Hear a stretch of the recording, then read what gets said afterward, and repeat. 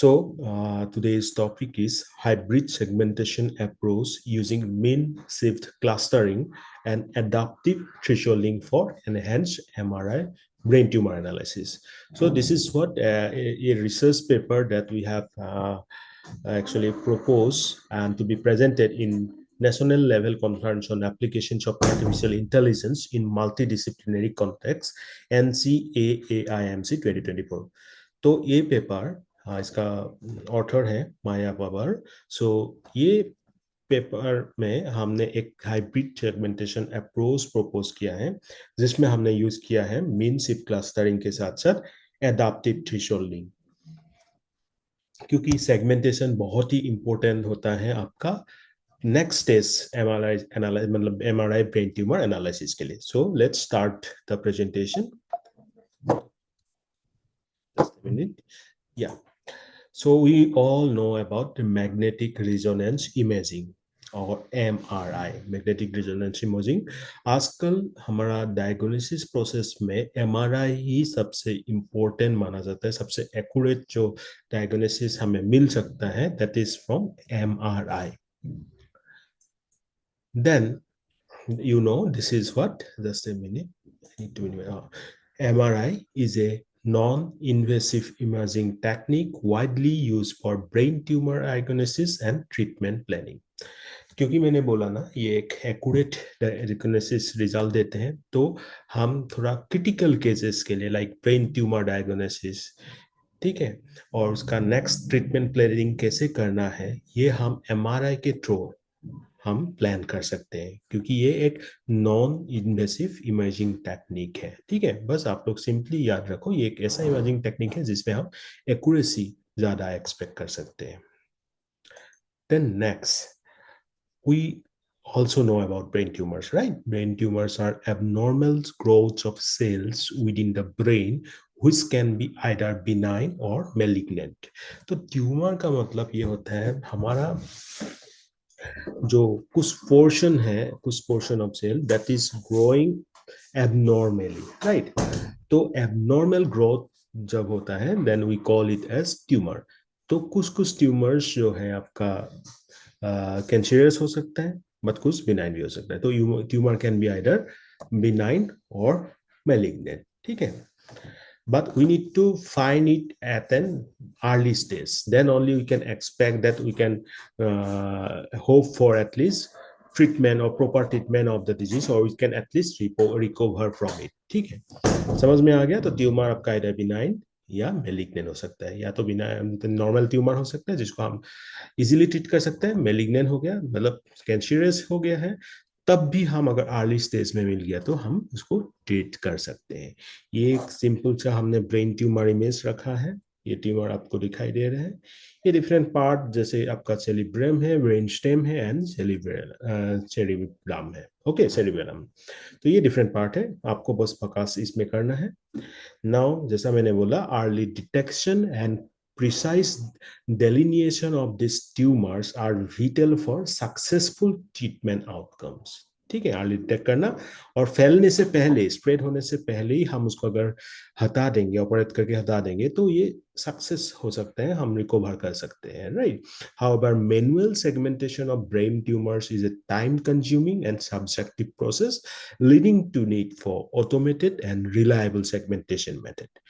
तो हम देखो, एक तो मैन्युअली हम कर सकते हैं, मैन्युअली इसको देखा ये ट्यूमर है, उसके बाद एनालिसिस हम देखे आई के थ्रू भी कर सकते हैं, बात वो एक टाइम कंज्यूमिंग प्रोसेस है, सब्जेक्टिव प्रोसेस है. सब्जेक्टिव इसका मतलब ये है कि कोई डॉक्टर आपको अगर वो एक्सपर्टाइज लेवल से ठीक है बट फिर भी वो गलती कर सकते हैं, ठीक है, ह्यूमन कैन मेक मिस्टेक. तो उनको वो पता नहीं लगा कि ये ट्यूमर इस स्टेज में है और ये ट्यूमर बिनाइन है या मेलिग्नेंट है, तो इसके कारण वो आपका जो पेशेंट है उनका जान के लिए खतरा हो सकता है, right? So this is totally subjective process, time consuming तो है. तो इसीलिए हमें क्या चाहिए? Automated and reliable process. Automated process segment मतलब क्या है? ये जो पूरा आपको इमेज दिखाई दे रहा है ना, ये इमेज का ये पोर्शन को, ये जो ट्यूमर लिखा हुआ है ना, ये पोर्शन को हमने सेगमेंट किया, मतलब सेपरेट किया. सेपरेट मतलब इसी में एक ग्रुप फॉर्म कर दिया. कैसे? मैं एक बार दिखा देता हूँ. ये दिखाई दे रहा है आपको, ये मैंने ऐसा कर दिया, ये एक क्या हो गया आपका सेगमेंट, राइट। सेगमेंट अब समझ में आ गया, सेगमेंट मतलब आपका होता है क्या, ग्रुप। इसी इमेज में इसको हमने आइसोलेट किया या पृथक किया, सेपरेट किया, ताकि आप नेक्स्ट टाइम हम उस पार्टिकुलर सेगमेंट के ऊपर फोकस करेंगे जिसमें ट्यूमर है, तो हम काफी ज्यादा अच्छे से इसको एनालिसिस कर पाएंगे, क्योंकि बाकी इमेज से हमारा इतना इंपॉर्टेंस नहीं, मतलब नहीं है। हम उसी सेगमेंट को एनालिसिस करेंगे और साथ में ये पता लगा पाएंगे कि ये किस टाइप का सेगमेंट में, किस टाइप का मतलब आपका ट्यूमर है, बिनाइन है या मेलिग्नेंट है, और अगर कैंसरियस है तो किस स्टेज पे है।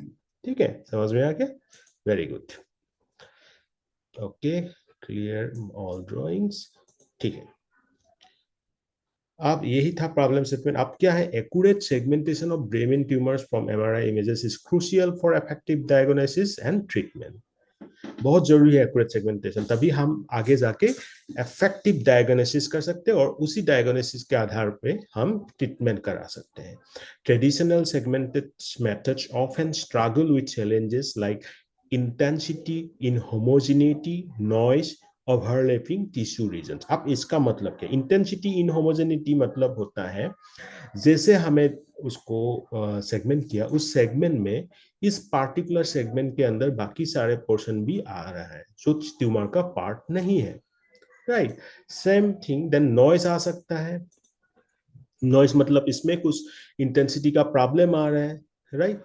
कुछ और आउटलायर्स आ रहा है, जो मतलब नॉइज मतलब वो चीज, वो पिक्सल हमें जो जिसकी कोई आवश्यकता नहीं, उस पार्टिकुलर पिक्सल्स में होना ही नहीं चाहिए था, फिर आ गया, राइट। तो हमारा जो इमेज मिल रहा है सेगमेंटेशन रिजल्ट, उसमें अच्छे से आपका रिजल्ट नहीं आ रहा है, अच्छे से सेगमेंट नहीं आ रहा है नॉइज के कारण। अनवांटेड पिक्सल को हम बोल रहे हैं नॉइस। देन आपका ओवरलैपिंग भी हो रहा है, ओवरलैपिंग टिश्यू रीजन्स। ठीक है, मैंने जैसे बोला, एक तो आपका होमोजेनिटी अच्छे से, होमोजेनिटी का मतलब है कि ये ट्यूमर का सेल इस ट्यूमर का सेल के जो सेगमेंटेशन है पार्ट है उसी में आएगा, दूसरे पार्टिकुलर इसमें नहीं आएगा, या किसी और का सीस इसमें नहीं आएगा। होमोजेनिटी मेंटेन रखेगा, एक समान, एक जैसा चीज को हम बोलते हैं होमोजेनिटी। बट ओवरलैपिंग मतलब इस पार्टिकुलर सेगमेंट में आप किसी और एक पार्टिकुलर टिश्यू भी इसमें आ रहा है, ओवरलैपिंग हो रहा है, दो तीन चीज एक साथ आ रहा है, किसी और का चीज भी आ रहा है, उसको बोलते हैं हम ओवरलैपिंग। ठीक है, now to address this challenges, problem हमने देख लिया। प्रॉब्लम स्टेटमेंट मतलब कोई भी रिसर्च का पहला चीज ये होता है, हमें प्रॉब्लम फाइंड आउट करना पड़ता है कि क्या प्रॉब्लम है ऐसे जिसके कारण हमें एक नया अप्रोच की आवश्यकता हो गई है, राइट। हमने प्रॉब्लम देख लिया, इंटेंसिटी होमोजेनिटी, होमोजेनिटी नहीं है, नॉइस आ रहा है, ओवरलैपिंग टिश्यू रीजन्स हो रहे हैं। तो टू एड्रेस दिस चैलेंजेस हमने क्या किया, एक हाइब्रिड सेगमेंटेशन अप्रोच। हाइब्रिड मतलब एक ऐसा चीज जो दो तीन चीजों को कंबाइन करके बनाते हैं, और हमने क्या कंबाइन किया, mean shift clustering and adaptive thresholding technique. अब ऐसा क्यों किया, क्योंकि हमने लिटरेचर सर्वे से हमें पता लग गया था कि जो जो टेक्निक्स अभी है इसमें क्या प्रॉब्लम है, और कोई जो भी टेक्निक है उसका प्रॉब्लम भी है और बेनिफिट भी है। हमने उसका बेनिफिट उठा के दो मेथड का बेनिफिट उठा के उसको कंबाइन किया। देखते हैं आप लिटरेचर रिव्यू में क्या मिला। From the literature review, we have got to know that several segmentation methods have been developed for brain tumor analysis, including a thresholding, region growing, clustering, and machine learning based approaches. ठीक है, each of these methods has some advantages and limitations. जो हमने जो literature review किया, हमने basically focus किया thresholding techniques. Thresholding एक प्रकार का टेक्निक होता है जिसमें एक फेमस एल्गोरिथम है जिसको हम बोलते हैं ऑटशूस और ऑटोसू और Otsu's algorithm, thresholding algorithm. Region growing algorithm like watershed method, याद रखना, वाटर सेट अप्रोच। क्लस्टरिंग जैसे के मीन्स हो गया, एफसीएम हो गया, ये सब क्लस्टरिंग टेक्निक्स है। देन मशीन लर्निंग बेस, एक क्लस्टरिंग भी ऑब्वियसली इसमें ही आता है, बट मशीन लर्निंग मतलब हम डीप लर्निंग की भी बात कर रहे हैं, ये डिफरेंट टेक्निक्स को हमने रखा है। The thresholding techniques is one of the simplest segmentation techniques that involves selecting a threshold value to separate foreground objects from the background. ये एक threshold value मान लेते हैं, उस value से कम हो गया, suppose black and white 120 जो पिक्सल्स वैल्यू होता है ना, वो 0 से आपका अगर पिक्सल्स वैल्यू को मैं मान रहा हूं तो कितना हम मानते हैं 0 से 255। अगर मैंने 8 बीट का कैपेसिटी लिया तो 8 बिट में हम 256 एक्सपेक्ट कर सकते हैं। कैसे? 2 to the power 8 is how much? 2 to the power 8 is how much? This is 256, right? So इसमें से आप 0 से हम लेंगे तो 0 to 255 हमें चैनल्स मिल सकता है, मतलब लेवल्स मिल सकता है, राइट? अब इसमें हमने एक थ्रेशोल्ड वैल्यू मान लिया, सपोज 125। अगर 125 से कम हो रहा है तो हम उसको ब्लैक, और 125 से ज्यादा हो रहा है, suppose 126 to 256, then we are 255 sorry, we are putting them white. तो ऐसे हम थ्रेशोल्ड कर सकते हैं। तो थ्रेशोल्डिंग टेक्निक सिंपलेस्ट है, right? But it often struggle with intensity, inhomogeneity, and noise, and leading to poor segmentation result. तो हमें अपना लिटरेचर रिव्यू से ये पता लगा कि जो थ्रेशोल्डिंग टेक्निक, ठीक है, इसका प्लस पॉइंट ये है, सिंपल है, बट ये intensity, inhomogeneity and noise, these are some problems from which it has been actually suffering from, right? And that leads to poor segmentation. So if intensity inhomogeneity is there, intensity inhomogeneity रहेगा तो क्या होगा? segmentation आप अच्छा expect नहीं कर सकते हो, right? तो इसीलिए थ्रेशोल्डिंग टेक्निक का ये आपका प्रॉब्लम है। Okay, let me clear the screen.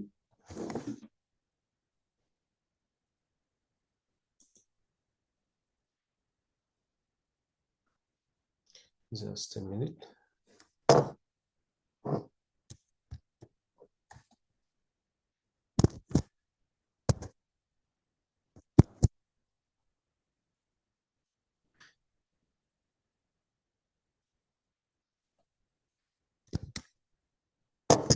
I think some network problem is there.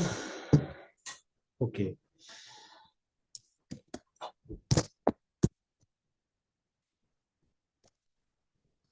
Just a minute.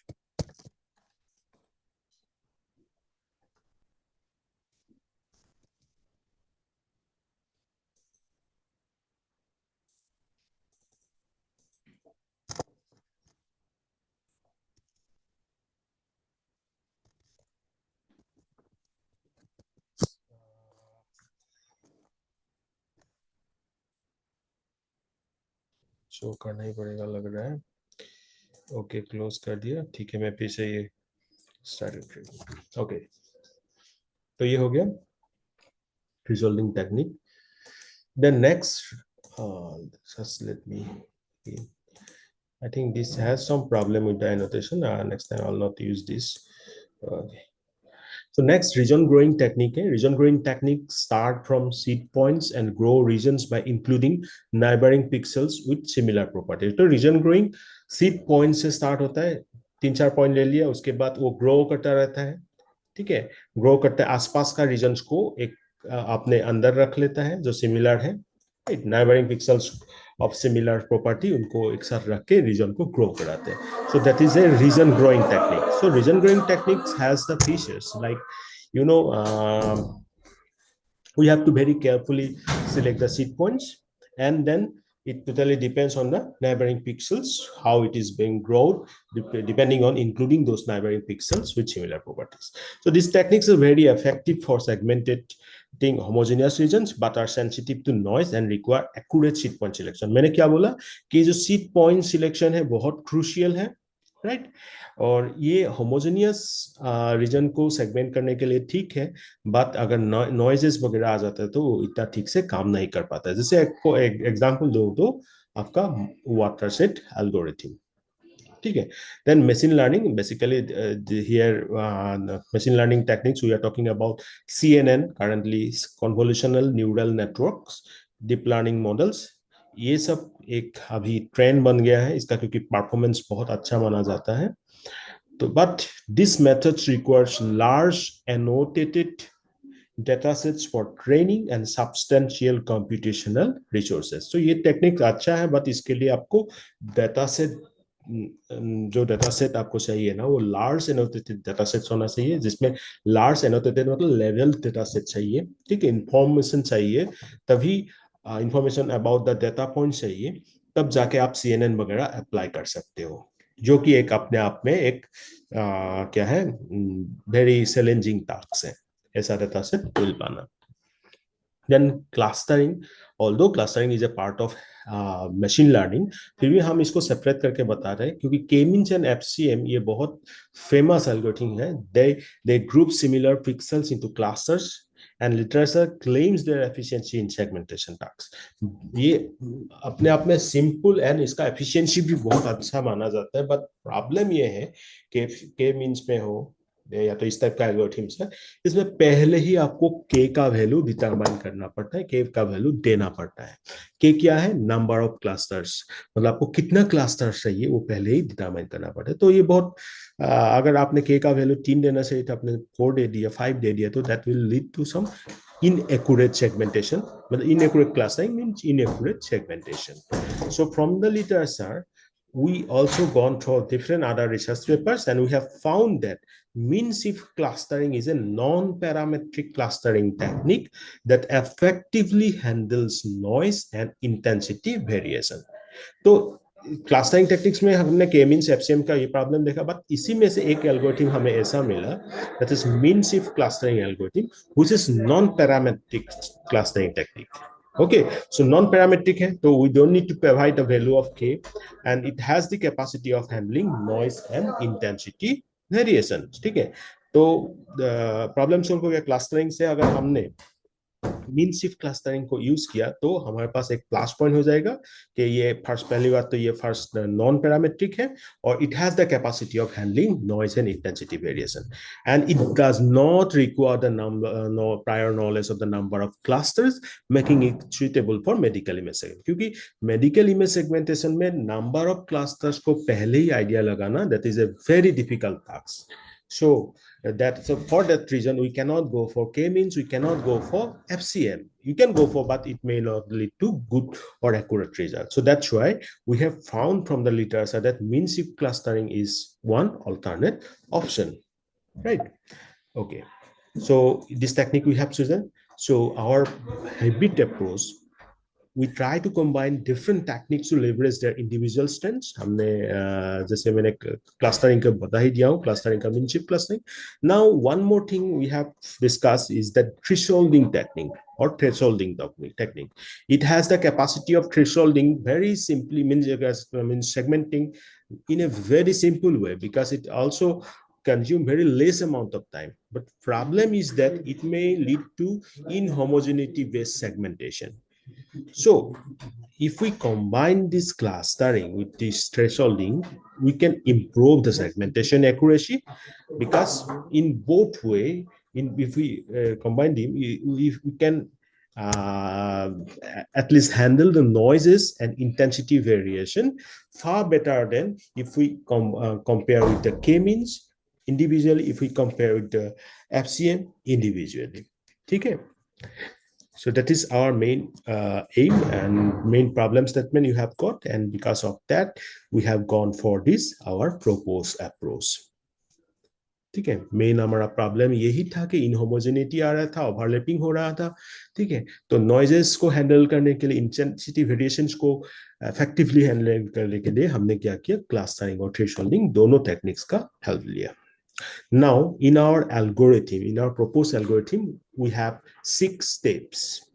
ठीक है, so methodology में हम इस algorithm का steps को discuss करेंगे. First, we will convert the image into LAB color space. Why this LAB color space?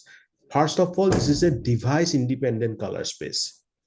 It is not depending on particular device, it is device independent. And one more thing is that it has a separate devoted channel, that is L channel, L luminance channels.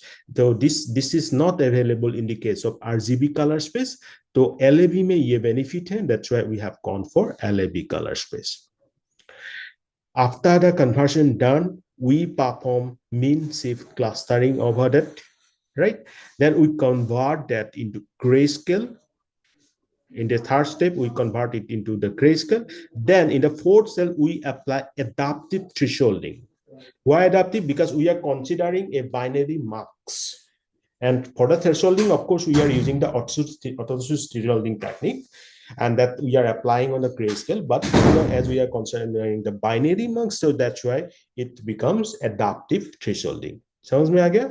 तो फिर से बोल रहा हूं मैं, पहले क्या किया, आरजीबी से एलएबी कलर स्पेस में कन्वर्ट किया, क्योंकि एल एक डिवोटेड लुमिनेंस चैनल है जिसमें हम इंटेंसिटी को मेजर कर सकते हैं.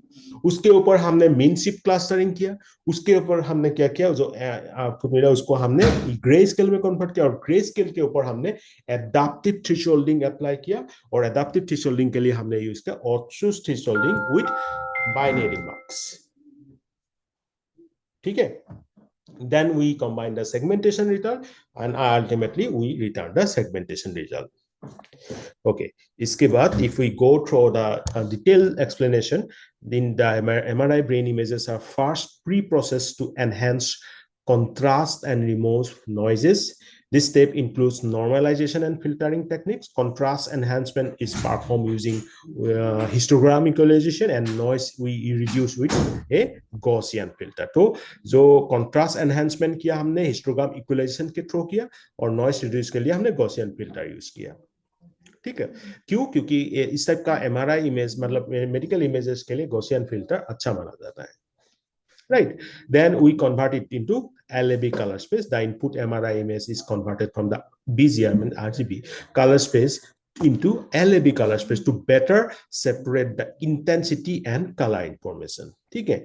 L आपका intensity और A and B color है. तो LAB color space is known for its perceptual uniformity, making it more suitable for clustering. And this L channel represents the lightness, and AB channels represent the color opponent dimensions. Then we have our mean shift clustering. This is performed on the LAB color image. Right? The spatial radius is set to 10. Radius हम set किया 10. Then the color radius to 20, and the maximum number of iteration to 100. ठीक है? ये हमने trial and error के base पे लिया है. स्पेशल रेडियस हमने 10 सिलेक्ट किया, वो ग्रो होगा 10 तक, और कलर रेडियस 20, और maximum number of iteration 100. Mean shift clustering effectively groups similar pixels, creating a segmented image with distinct regions. The clustering process involves iteratively shifting each pixel to the mean of its neighborhood until convergence. तो क्या कर रहा है इसमें, क्या mean shift में क्या हो रहा है? नाम से आपको पता लग रहा है ना, mean shift.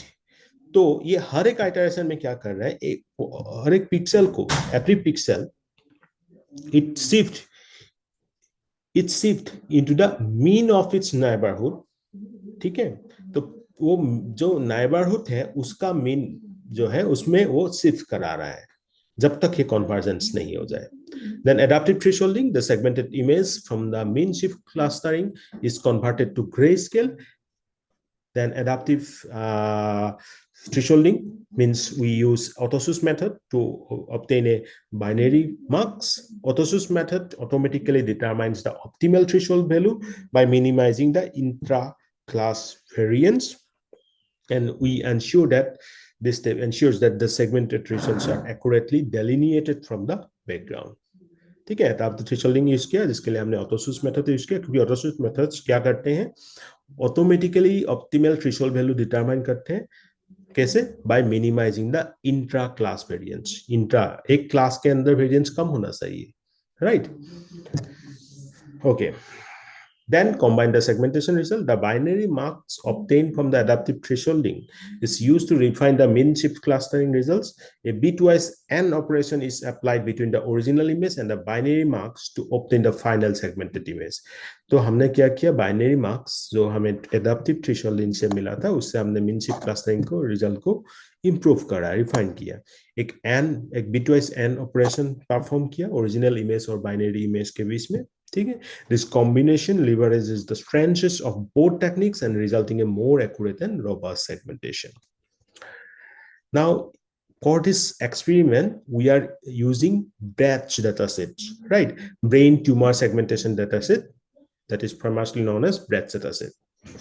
Because This is what this data set consists of different MRI brain images with annotated tumor regions, and these are acquired as I already informed you from Bratch.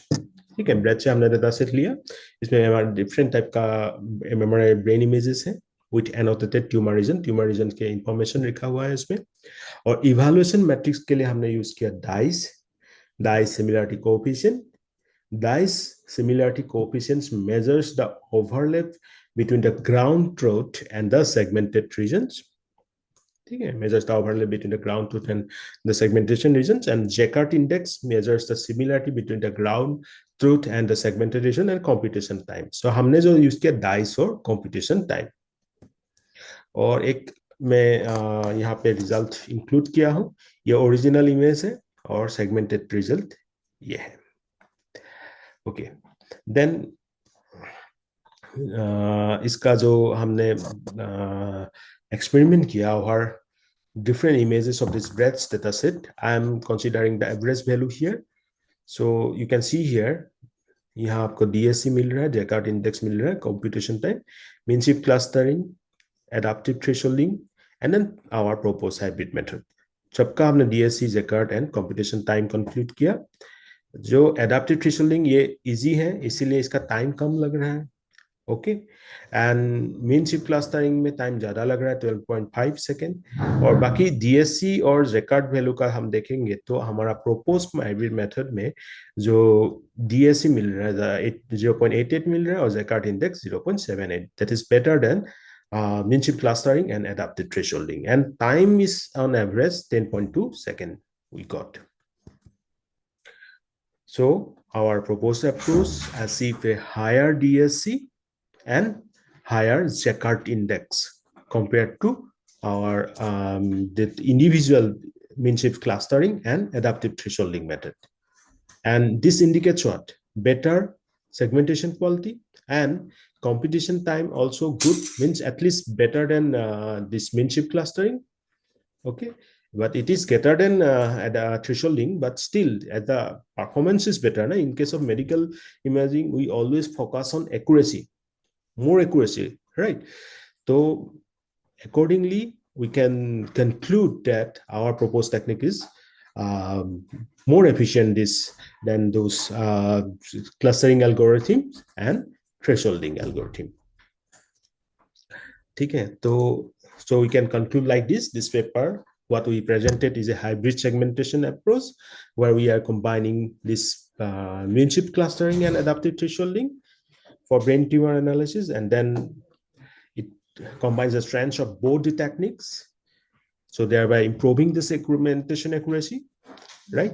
And this is just the beginning, because in future we'll focus on further optimizing the algorithm, and we also try to validate its performance on larger data set. ठीक है, हम ये भी कोशिश करेंगे कोई अगर हमें रियल टाइम डेटा मिल जाए, और some what I can say that if we can get data from our nearby hospitals, then we can at least compare our results for that current real-time data set. Okay, then also what we can do, if we can integrate it into different deep learning based techniques also, then also we can enhance the segmentation performance.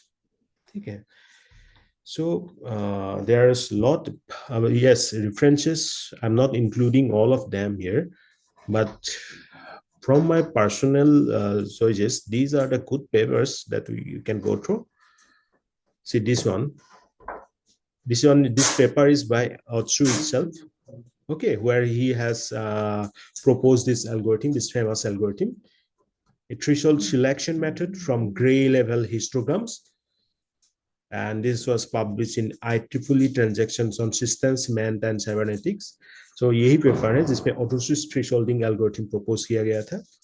Then आपका seeded reason growing algorithm, मैंने बोला था ना reason based algorithm में क्या problem है, आपका initial seed को डिटेक्ट करना, that is a big problem, otherwise that algorithm is far better than the others, like clustering algorithm, but problem ये है कि you have to very carefully select the initial seed points, ठीक है. Then mean shift algorithm, जो algorithm है mean shift, ये आपका propose किया गया था in IEEE's transactions on pattern analysis and management intelligence by this Premier and D combination. So these are the few papers that I am including for this particular presentation. I think each and every point I discussed properly. Still, if any doubt exists, I'm pausing for a moment. You can comment me.